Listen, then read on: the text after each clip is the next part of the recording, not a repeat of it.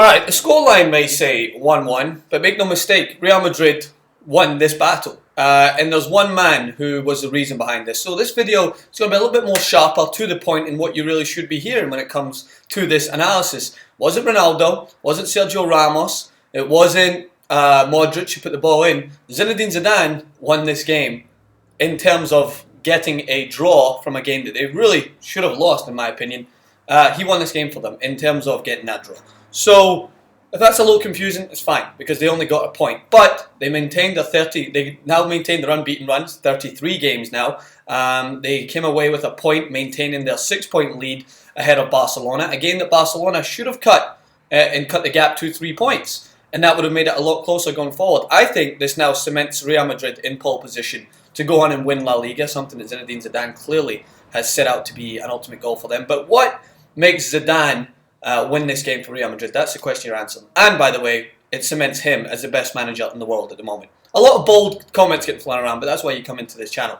So I want to highlight a couple of things that happened in this game, right? So Barcelona go 1-0 up, a cross ball into the box. Luis Suarez evades his man and puts it into the back of net. Barcelona therefore make a couple of changes after that. They bring on Andres Iniesta, which I think was a good move. Iniesta decorated the game as soon as he came on.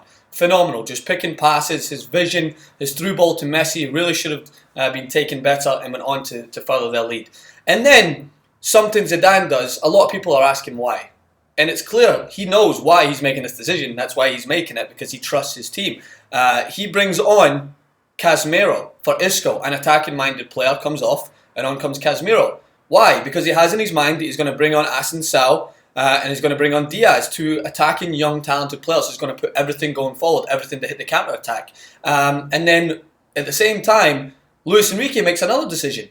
While still being 1-0 up, he brings off Andre Gomes, who I don't think is a phenomenal midfielder, but he keeps some sense of stability in that middle.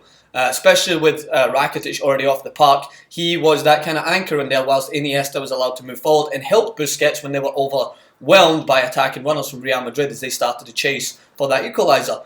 Brings on Arda Turan, a man who is solely focused on going forward, who is irrational in his tackles, irrational, I think, all over the park. I think he's a good player, but when it comes to his defensive capabilities, look what happened. What did he do? He goes in, he rushes into the back of Marcelo, gives away a free kick in a dangerous area when you already know that Barcelona are not good at defending cross balls. There's a reason Real Madrid had 11 crosses into the box in the first half and 17 in the second half. It was their game plan all along. As I mentioned on tactics, getting the ball into the box, because Barcelona are not good one-on-one marking. They're not good when they're overwhelmed at the back post. They're attracted to the side where possession is, and therefore they leave runners in the back. Ronaldo had a clear opportunity. It was the best example of my tactical analysis coming to life. Ronaldo loops at the back and he squanders a chance. But Zinedine Zidane brings on Casemiro way back when they're supposedly chasing the game, because he knows that his team are confident in getting the ball into the box, and if they do get an equaliser, they're going to rely on him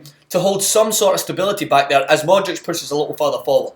And who's the man that clears the ball off the line in the very last kick of the game? Casemiro. Because he knows if that's Kovacic in there, he may have done it. If that's Isco, he's definitely not doing that. But Casemiro is a little sloppy at the moment, coming back from injury, but his sole focus is to protect his team. Arda Turan's focus is to get forward. So when Luis Enrique should be cementing their place as the team that dismantled Real Madrid and breaks their 32 games, it should have been, unbeaten run, he doesn't think about that. He's thinking about winning the game the Barcelona way. Passing, playing nice football. He's got other players on the bench that he could have brought on to shore up this team. He's got Umtiti, who can play defensive midfielder and centre-back. Put him in there as another centre-back to give you more strength and physicality in the box. But no, he brings on Arda Turan, who rushes in, gives away the foul, then goes back in and starts getting into pushing and shoving matches, so he's not focused. And then what happens? Sergio Ramos evades his man, Mascherano's on the deck, and it's 1-1. Real Madrid maintain their unbeaten streak, and Barcelona are left licking their wounds from another example of poor management and poor marking on cross balls. Zinedine Zidane had this all in his head. He knows exactly what his team's strengths are. They weren't great in this game. They were better in the first half. Barcelona were far and away better for the majority of the second half. But when they got that opportunity, he had the players on the park to make sure that they came away with a point, which for them was a victory. That's why he's the best manager in the world at the moment. That's why Luis Enrique failed his team with those decisions.